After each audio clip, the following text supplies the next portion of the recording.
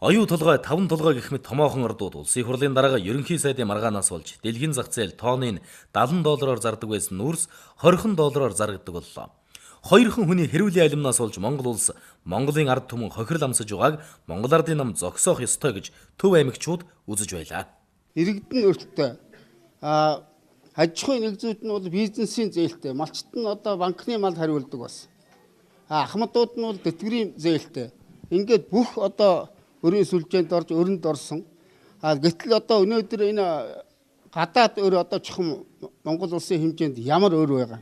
Манай Монголын ард түмний нэг настайгаас 80 нас хүртэл бүх хүмүүсүүд бол 15-аас 20 сая төгрөгийн өртөө байгаа шүү дээ бид нар.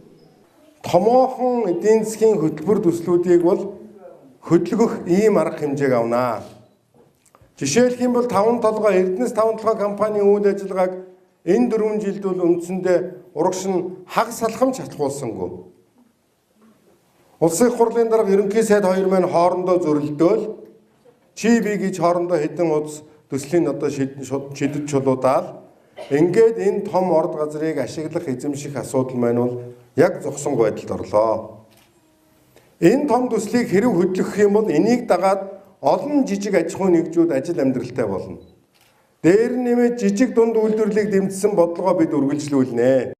Эдийн засгаа аврах нэрийдлэр гаргасан Чингис Самурай бондын зээлийн үр дүнг судалж хариуцлага тооцох ёстой гэж Монгол Ардын нам үзэж байна. Учир нь Тэг зууны 75% хүүтэй зээл авах боломж байхад 10% зээл авч Монгол улсыг $22 тэрбум өрөнд унгасан алдааг Монгол Ардын нам засахаар зорж байгааг төв аймагчууд дэмжиж байлаа.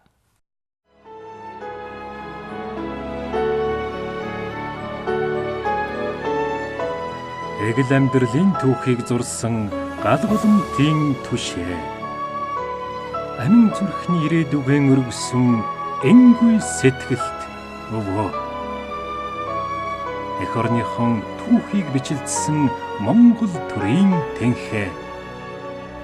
Эгэл хүн түүний амьдрал даруй хийгээд өндөр ажээ.